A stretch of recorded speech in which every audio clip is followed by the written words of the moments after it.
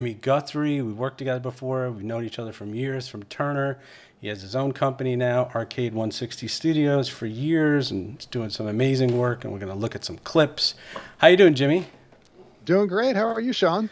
I'm doing great, man. The craziness of COVID. It's really hot when I walk my dog, but other than that, I'm doing good, man. I'm healthy. What else can you ask for, right? I know. I feel the same way. Family's healthy. I'm healthy. I'm happy. Right. Very, very cool. So let me get through these ads that I have to do. It'll take a couple seconds, a couple minutes, and then we'll get into our conversation. So I'm going to mention first one of my partners, Restream, and just show a little ad. Here we go. Restream is a service that takes your live streaming video and sends it to YouTube, Twitter, Twitch, Facebook, like I am right now. It's very cool. They also have their own live studio if you want to broadcast from there. It's like having a TV studio in your house. Restream is awesome. I encourage everybody to check it out. It's a really great product. And then you can see on the screen here, ECAMM logo. ECAMM is the little TV studio that I have here, this software that enables me to roll in clips, pictures, have lower thirds, have logos, and sound effects. I've never done this before, but you'll appreciate this, Jimmy. Okay, here's some sound effects. Okay. Okay, there's just a bunch of them there. I've never used them before, but it's got a bunch of stuff in there. ECAMM is very cool. And if you go to the live post that I have right now, you'll see a Restream referral link and an ECAMM affiliate link. And check both those softwares out. They're very cool. I didn't hear any sound effects, by the way. Oh, you didn't? No, Oh, that's really interesting. Thank you for telling me that. just mouse clicks. Unless the sound effect was a mouse click, because sometimes I have to use that No, as no, it was like a applause and a glockenspiel. So, a. what you can do, Jimmy, and I forgot to tell you this when we were offline, is you can go to the Facebook page of Lights Camera Pro and see what everyone's seeing, which is you and I split screen with lower thirds. It's not just you and I on Skype. So I will ask you the first question, Jimmy, that I ask everybody. How did you know you wanted to get into the film and TV industry? Were you five? Were you in college? What sort of set you off? And you're like, this is what I want to do. I want to be a composer. I want to be a sound designer. Right. So I went to college at UGA and ended up majoring in business, MIS, computers and business and stuff. And my Okay. heart wasn't in that. I was playing in a band all the way through high school, all the way through college and high school, and I just really wanted to work with music. And so a friend of mine, David Barbie, who's another recording engineer, and John Keane, another guy that's in Athens, had gone to this school called Recording Workshop.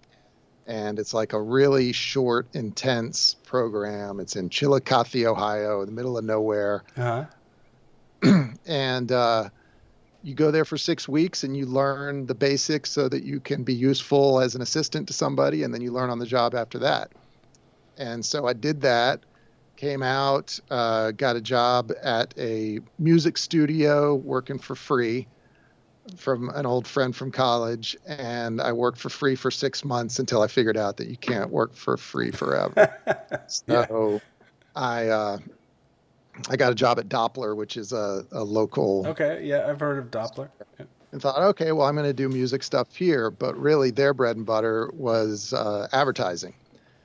And so I kind of got the bug of working on radio commercials and TV commercials and voiceover and all that stuff, and creating sound design, and I just really loved it. So worked there for 2.5 years, and then moved over to Turner, where it was all TV Right. and design. So that's kind of the path that got me going where I'm going. Right. Very cool. And what were you working on at Turner? I remember Cartoon Network, but were you also working on other clients there? Yeah, so when I first started there, the department was tiny at Turner. It had just gone from 3 people. I was the fourth because they had opened a second room, Okay. and we were just kind of doing a hodgepodge of like TNT Latin America was I think our biggest client, and that was always really fun stuff. Get to work on things in 3 languages Yeah. and get to work with all these different people from different countries is really fun. Um, and Cartoon Network Latin America. But we also had the voiceover room there that back when everybody came in to do the voiceovers, you didn't just have people that are doing it remotely like you do these days. Right. And so if you were working in the voiceover room at Turner back in the late 90s, uh, all the clients that do all the other work were coming through there to record their voiceover. So you really got to meet everybody in person through that. So I met some people that were young Cartoon Network producers, and we just had a real good relationship. Guys like Chris Kelly and Craig Gordon and Larry Morris, and all these people Mm-hmm. that are being with the company now for 20 years, and they're creative directors and that sort of thing. But Right. they were all brand new at that time, and so I kind of became their one of their go-to sound design guys, and I always loved working on cartoon stuff just because you can do anything. You can just kind of create crazy sounds, and anything goes, and it's always comedy. And so worked on cartoon a lot, but then in about 2005 or 6, TBS wanted a dedicated audio person just for all their promos, and that became me. So I've been working with TBS really ever since then. And And that's a really interesting question that I have about how you bridged yourself across from Turner to your own company. Like, what made you decide, okay, I want to go off on my own, I want to do my own thing, and then how do you continue to work with? I mean, you're working with other people also. I saw on your website there was Donald Glover and some other actors and people coming in and out of Arcade 160, but how do you continue working? I mean, you're working with TBS still, and you're working with HBO Max now. right, yeah. So that group of people from TBS, I've continued to work with them. I started my own studio in 2010, so we're coming up in October. October 1st will be the 10-year anniversary, and I've gotten fortunately to continue to work with them, and they've also taken on more networks, and so that group also does True TV and a little bit of TNT. The TNT, TBS, and True TV have all kind of merged under one big umbrella, Right. but I mainly work on the TBS and True TV end. But then also HBO Max launched this year, and they're doing a share of that stuff as well. So I've gotten to do a bunch of really, really fun HBO Max promos and trailers. Very cool. Yeah. So let me see here. I'm going to put up on the screen here any questions or comments. Add them now for Jimmy. We have all these people adding comments sometimes when we post. It depends on who's watching. But we are on Facebook, YouTube, Twitter, Twitch, and LinkedIn right now. We're all over the internet. And anybody out there who has any questions for Jimmy, who owns his own business, is a sound designer, composer, is in a band, put them up there and we will respond. So let's talk a little bit. We were going to try and play a track from your band, Space Giants, Yep. which I actually like. I like it a lot. And I remember seeing you guys out there. Actually, we just got somebody to ask a question, Steve Williams. I don't know if you know him, but he Oh, I know. says, you know Steve Williams? Okay. He's in the band. Oh, he's in the band. Yeah. So he's asking the question, do you still play in a band? If so, what's the name of the band? So it's Space Giants is the answer. We were going to try and play a track, but there's some weird copyright music issues with Facebook and YouTube, and they'll take the post down, so we're not going to play it because it is with a record company. But we are going to play some other clips. But let's just talk about your band for a second. You used to play at clubs when it wasn't COVID. Tell me Right. whatever you want to tell me about your band and how it started.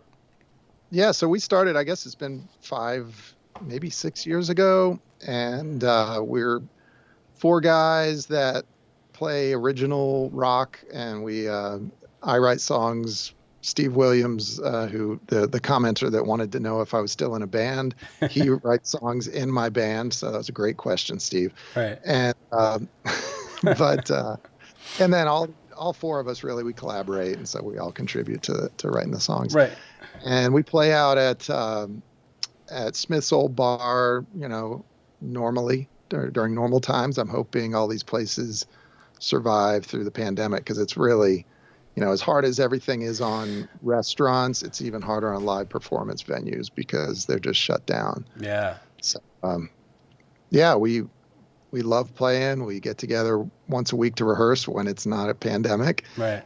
And we released an album last year called First Transmission. You can find it everywhere: Spotify, Apple Music, all that good stuff. Very cool. I can bring up a picture. So we'll keep talking, but there's a picture of your logo and each of the guys here.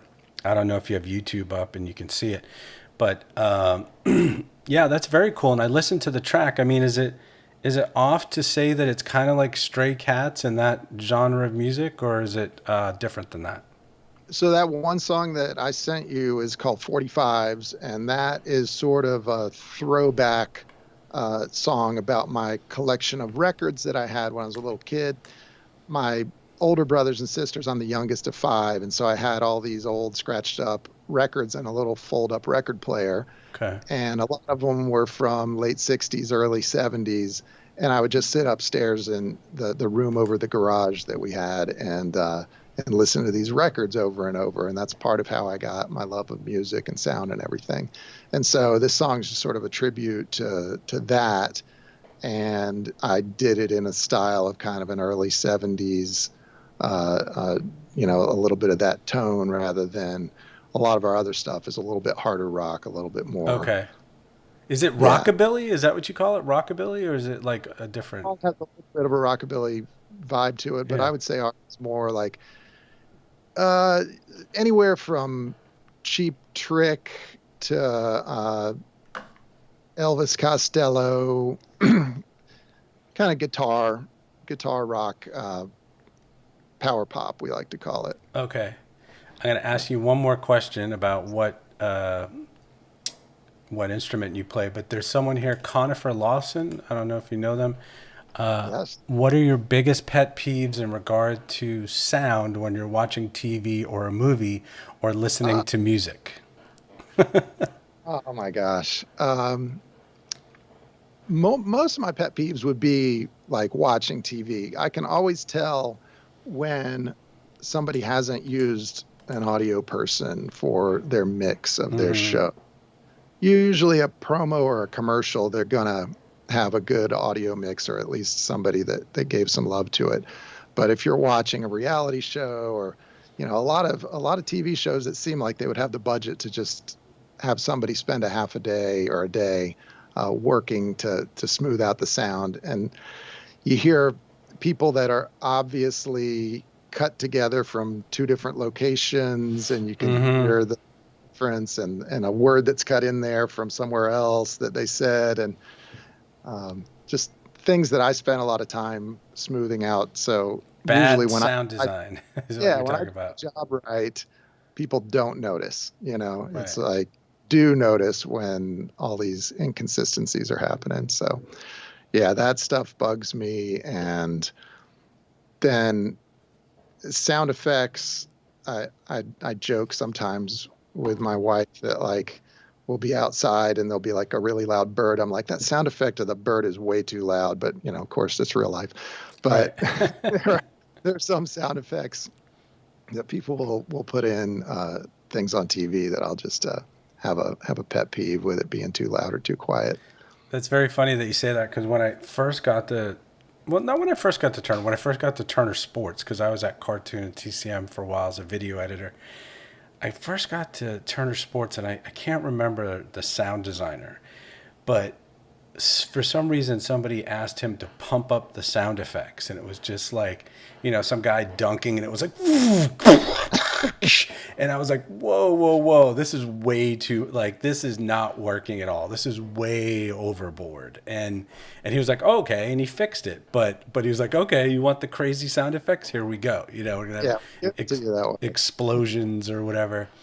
Okay, so this is Cher. She has a Like question. things really trended in that direction, though. A lot of stuff that used to be over the top, now it's like there's so many spots that have giant, massive hits on every single thing. A person turns their head and there's a, Yeah. so What do you it's think about? You have a question here from your wife, Cher, and we'll get to that in a second. But what do you think about like this Sicario thing? The Sicario music, I call it. They use it on the television show FBI. They use it on Sicario, and it's like, you know, it's this ominous intro to the scene. It's like, and it makes you feel like, okay, something bad's gonna happen. Like, it's yeah. overused a lot in a lot of different shows and movies. Do you notice that, or have you Oh heard yeah. that? Yeah. That's definitely there's a pattern. I work on a lot of trailers and promos, and so a lot of times you'll start out with that, and you'll have a sound bite, and then the music will kick in, and then there's going to be a crescendo right before the music gets to the end of the spot, Right.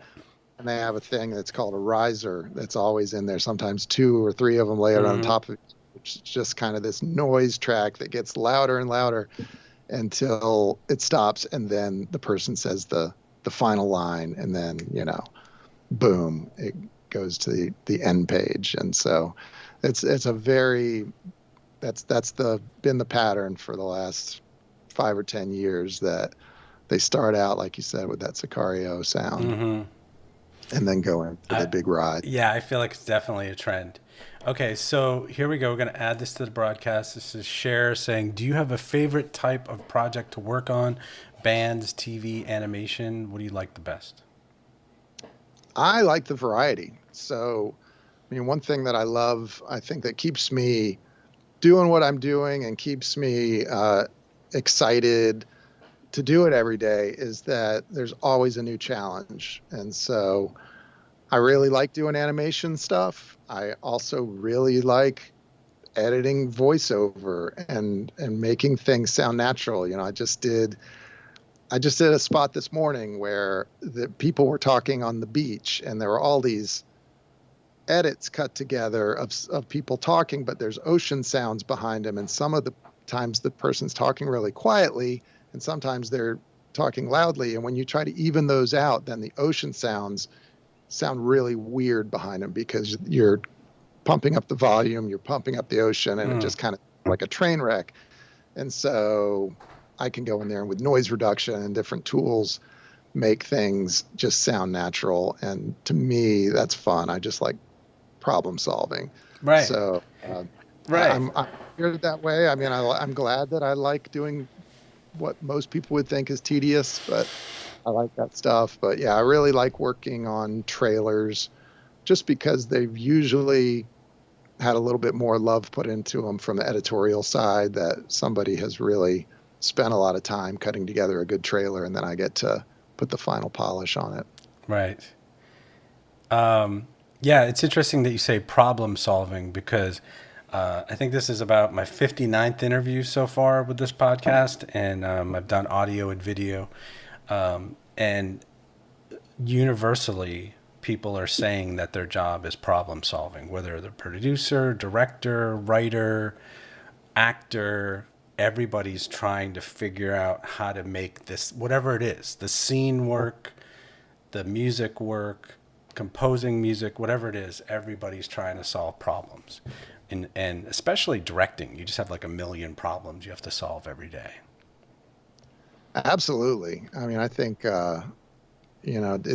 it's a business, like we said. It's always different. Every time that you go onto a set or do an edit, it's never going to be exactly the same. There's always going to be a new set of challenges that require creative solutions. And I think most people, at least like on our end as editors and sound designers, need to be able to use both sides of their brain. You need to be kind of tech savvy a little bit and kind of have this numbers side, logical, how am I going to attack? Also got to be creative and really be able to, have an artistic mark that you put on things as well. So that's another fun thing for me. I get to kind of use both sides of that. Very cool. So John Guthrie, who is that? That's my brother. That's your brother? Okay. So I'm going to ask you this. This is a crazy new thing, and I don't know if it's going to work, but I've been wanting to try it. I think we can bring John on camera. Okay. Are you willing to do that? Do you think John would want to do that? Let me ask John. Ask him. We're using Skype, and I'm using this Restream to send it to a bunch of different places, so it might not work. But let me just ask him if he wants to come on camera right here in the post. He is watching right now. There's just a little icon that says, "Do you bring them on camera?" So I might be able to do it. John Guthrie, if you're watching, do you want to come on camera right now with your brother? It's such a crazy thing, but I want to do it with certain guests too. He said yes. We're gonna do it. Okay, John. Here we go. Let's see. Add John. Let's see. Their friends won't unless they're in your selected audience. Okay. Yeah, it might not work. Sorry, John. It's not working because we're sending this Restream thing. We're not just on Facebook. That's what I'm guessing. But thanks for trying, John. We'll have to try it sometime when we're just on Facebook. Okay. So much for problem solving. So much for problem solving. That's a bummer. It just says add, and he's not anywhere. Let me see. Maybe he says yes. If I double click him or something. Somebody just said, "What's up, Space Giant?" from Sif. Oh, he's another member of the band, our bass player. The bass player. Okay, what instrument do you play? I play guitar. Okay, and who's the lead singer?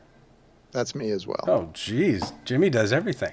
All right, so we're going to watch a clip from, what is the show with the girl on TBS? Search Party. We're going to watch a Search Party clip in a second, but indulge me and let me just put up a still of these two guys, Kevin and Kevin. I got to give a shout out to them because I had some questions about stuff that no one else could answer, and they helped me this morning. Kevin and Kevin are stand-up comedians from New York, and they have a show called Gutting the Sacred Cow. Gutting the Sacred Cow, Kevin and Kevin Guthrie and Kevin Israel. They're hilarious. I had them on the podcast, and they basically watch movies and tell you, try to take down some of the greatest films. So check out their podcast. They're really cool guys. They help me out. And they are everywhere. Apple, Google, all that kind of good stuff. All right, so let's go to your Search Party clip. Is there anything you want to say? But is it a trailer? Is it a promo? We're going to watch the whole thing. I love this show.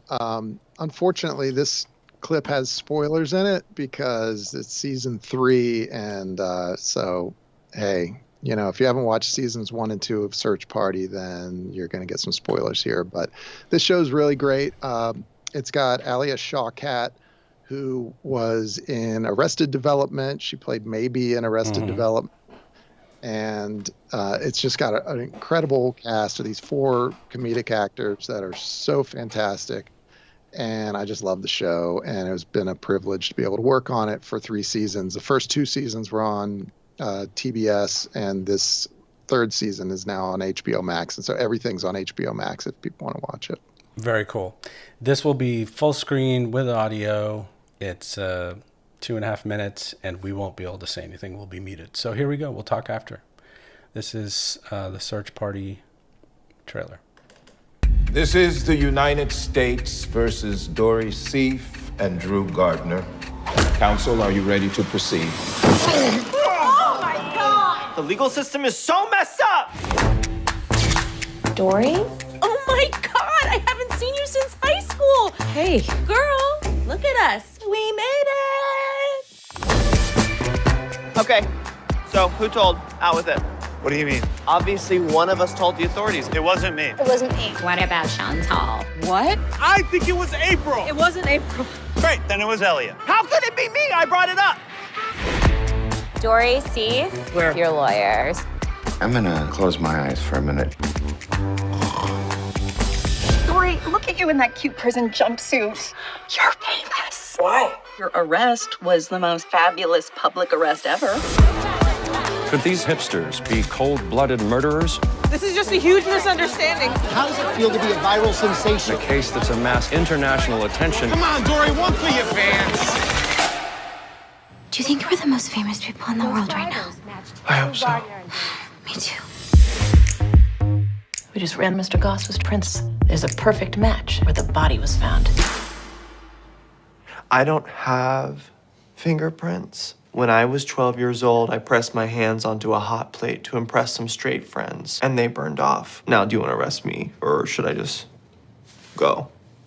Get out. Do you want to get drinks? Let's get drinks. I mean, personally, I'm a huge fan. I'm all in. I know a place far from all of this. The Hamptons! I hate being put on the spot. Well, that's what court is. Do you want to join Jesus Christ? I'm going to save us. The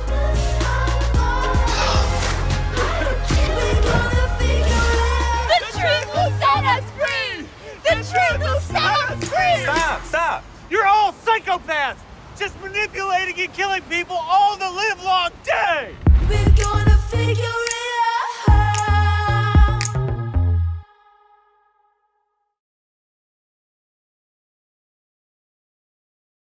out. You're all psychopaths, just manipulating and killing people all the livelong day. Very cool. There was some sort of echo. The spot looked really cool, but there was some of the things that sounded like they were echoing or something. I don't know. I just got the clip from YouTube, so. But it was a very cool spot. Very well done. There was definitely a section in there where all the voices were overlapping that seemed like it must have taken a very long time to put together. There was a lot of audio love that went into that trailer, and yeah, some of those where there were a bunch of different voices happening there. It was something that needed to be balanced and moved around a lot. But yeah, I really enjoyed working on that one. I think it came out great. I think I watched a few episodes the first season. It's a very fun show, and I love her, the actress. She's just very dynamic and interesting. Yeah, it's a funny show. I mean, I wouldn't say it's funny. It's dark comedy. Dark comedy for sure. Yeah. You know, they're kind of these millennial kids or 20-somethings that are a bit privileged, and so there are a lot of great just undercurrents and jokes about their life and their way that they're trying to get through this crazy situation they put themselves in. Very cool. It's fun. And do you know who edited the piece? That's a great question. Or who was the producer? I don't. You know, Tom Jacobson's my person that I mainly work with, producer. So that's over what there. I meant, Tom. It's Tom's group, yeah. Okay. Very cool. All right, so let's do another one. This is Karma, and I just want to make sure we don't have anything selected here, because there was a little bit of an echo in that last one, and this is about sound design. But let's just try it, and if it's echoing, I'll stop it because we want to hear the sound design. Okay. Here we go. This is Karma on HBO, and it's kind of like a Survivor with teenagers. Would you describe it that way, or how would you? That's exactly how I'd describe it. Yeah, and it's teenagers, and the whole idea is that rather than just trying to win challenges, it's all about karma. It's all about them, you know, treating people right, and then that coming back to them in the game. And it's a pretty good show. Right. So it's on HBO Max. Okay. Here we go.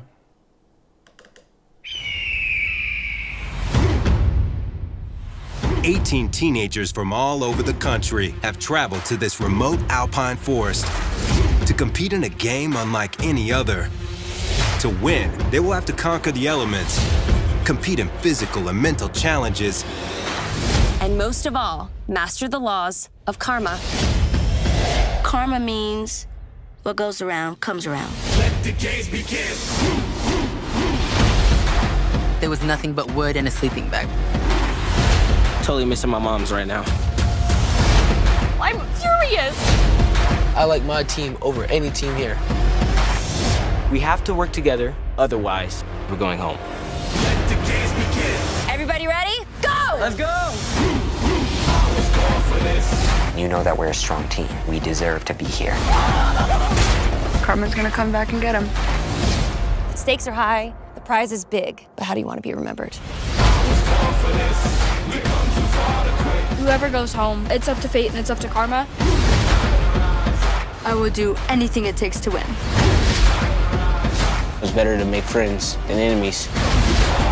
I'm gonna fight until I literally can't anymore. You know, what comes around goes around. Karma's gonna come for all of us.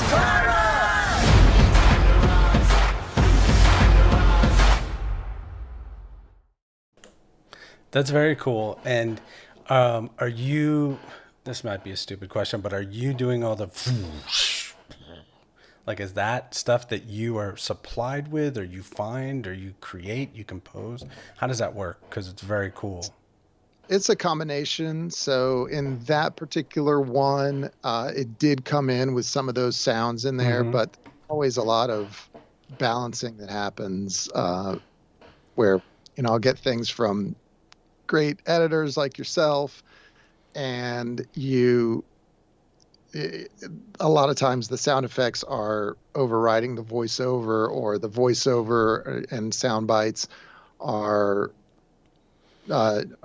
too quiet, or they're getting you're pulling down the sound effects too much in order to make room for the voice. And so that's kind of one of my big things with mixing, is being able to have everything full. So you really feel those big hits, but then you also hear everything people are saying.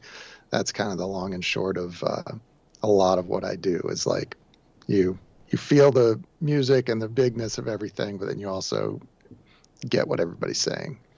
Right. And I definitely felt that when I worked on a lot of NBA stuff. I would do a feature or something and sort of send off music and sound effects, and then it would come back from the sound designer and just be like, whoa, what did they do? This is so much better. Like, it's just a totally different league. Like, this whole piece is so much better.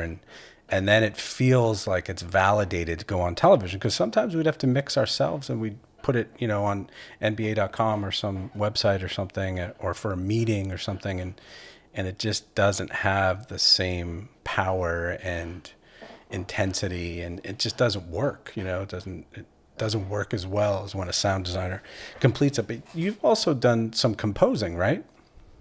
Right. Yeah, I don't do as much of it just because I'm pretty busy with the sound design and mixing stuff. But yeah, I've done some composing for TV, and for back in the Turner days, I did a bunch of wrestling theme songs and stuff, and did a piece for Wayne Johnson that for TCM years ago that ended up winning an award, and for his King Kong piece. So that was really fun.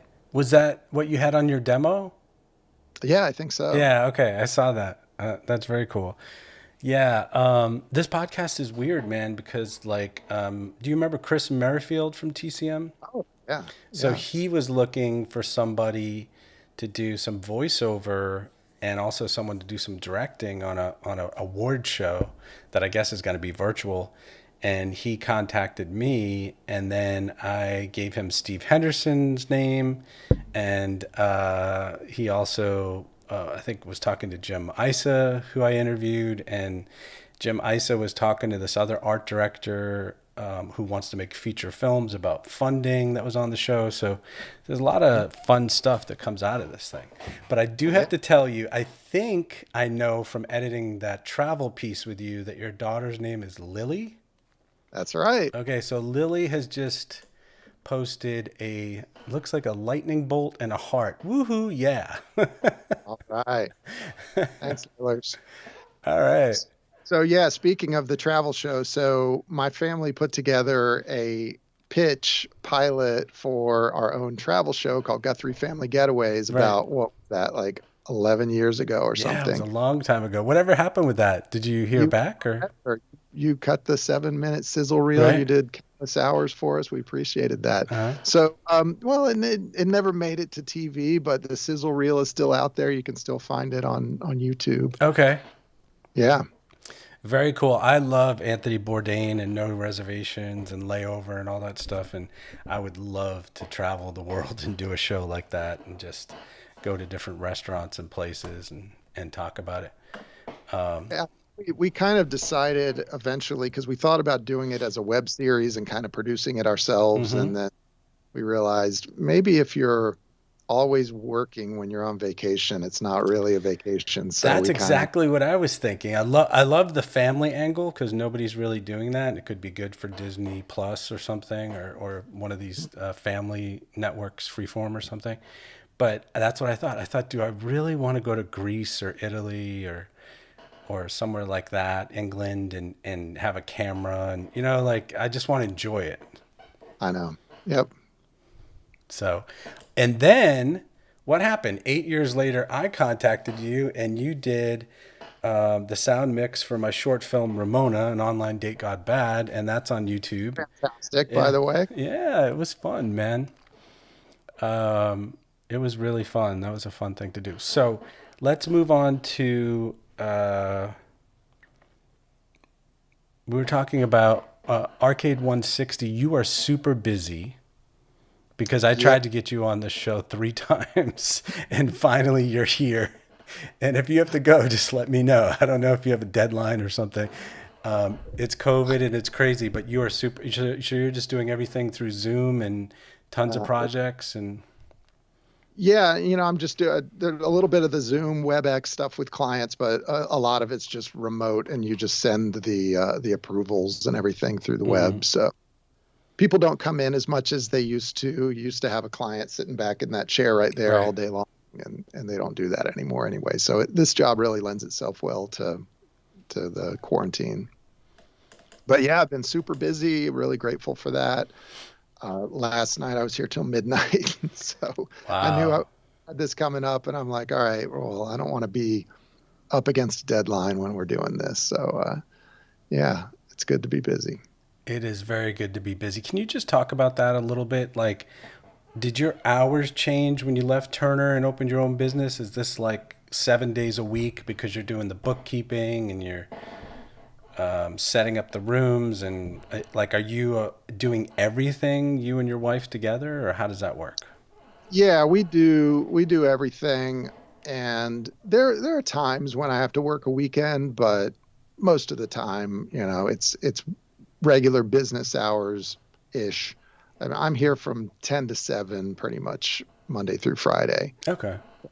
It's also nice to sometimes, if you've got something that you got to be at, like tomorrow, my son's moving into Georgia Tech.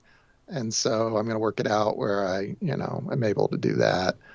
And it was definitely an adjustment owning your own business rather than because I was at Turner for so long that you take vacation when you work for a big company. Sometimes it can be hard to block out the vacation or have the days for it. But once you're on vacation, you're like, see ya. Yeah. And when you have your own business, you're never quite on 100% vacation. Right. You're always making sure that no balls get dropped, even if somebody's handling work for you, or you're working remotely while you're out of town. So I did that a few weeks ago where I had to do a little bit of work, and I had somebody back here that was able to take care of the rest for me. So you're saying that your son is moving into Georgia Tech now? Like this weekend, or? Yeah. So they're doing somewhat in-person classes, from what I understand. It's a professor, and they're taking tons of precautions. So we're hoping for the best. Very cool. My son is going to be a junior, and he had an internship at Georgia Tech in the computer engineering lab, and it was canceled because of COVID. So he's hoping to do it next year, which is better because I think he was 15 and he couldn't get into the labs because he was 15. You have to be 16 to get into the labs. So, but he was kind of bummed out. He couldn't do his internship. But maybe our sons will see each other there. Hopefully, I know. we'll see. Great. But congratulations. That's a hard school to get into. I know I've done a lot of research and really proud of him. Yeah, you should be. Okay, so I'm just putting up on the broadcast here. Share, your wife is put up a YouTube address if people want to see that travel show. And let's just wrap it up, Jimmy, with advice you want to give to young people or people switching careers. We always end the show on advice that you would give to them to get into this industry. What would you say to somebody who wants to do what you do someday? Right. It's harder and harder, I think, these days to know exactly where everything's headed. But we work in TV, and is TV even TV anymore? Or is what we now call linear or legacy networks are kind of been what I've specialized in for years. But now streaming stuff, working for HBO Max, it's the same basic principle. There's always content. There's always some sort of promotion that needs to be done. And so they're always going to need editors and people with a good sense of how to make things flow and how to make things look and sound, and colorists. And so I think if people really love it, there are always going to be things to do, and you just have to. The thing that I decided was I want to do what I want to do, and I'm not going to worry about the money. So I worked for free and then I worked for cheap, but getting that experience is so much more important at the beginning. And then hopefully, you do a good job, you make some contacts, and you can really start to get, further up in your career. And is there a school that you would recommend, like that does sound design, a college or one of these technical universities, if people want to do sound design? The different options that I've always known about. So there's the one that I did, which was the recording workshop in Chillicothe, Ohio, and it's 6 weeks, and you come out, ready to be an assistant or an intern. Wow. And so I recommend that. I think it was great. But then people that want to get more of a 4-year degree, there's Full Sail University. Mm-hmm. There's Middle Tennessee State University, and there's University of Miami. Those three have really good programs in audio engineering. At least those are the ones in the Southeast. Is that what they call it, audio engineering? It's not like communications or to do sound design? I think the degree is probably audio engineer. They might have a sound design degree now. I'm not sure. But yeah, I call myself either an audio engineer or a sound designer, depending on what I'm doing. So if I have people coming into my voiceover booth and I'm recording, like, I did this podcast I didn't mention called Over My Dead Body. I saw that, yeah. #1 podcast last year for a while, at least. And it was really, really fun to work with Matthew Scher and the people at Wondery. And so when I'm doing that sort of thing, I'm definitely not sound designing. I'm just making sure the mic's in the right spot and recording. And so that's audio engineering. Right. And then did you actually edit those episodes, or someone else did that? I didn't. Somebody else edited those. So I would send the files off every day. All right. Well, this has been great, Jimmy. It's been great to talk to you again and see you again. If you want, feel free to tell everybody where they can find Arcade 160 Studios online, or where you're located in Atlanta. Obviously, it's remote, so you can work from anywhere in the country with sound design and video.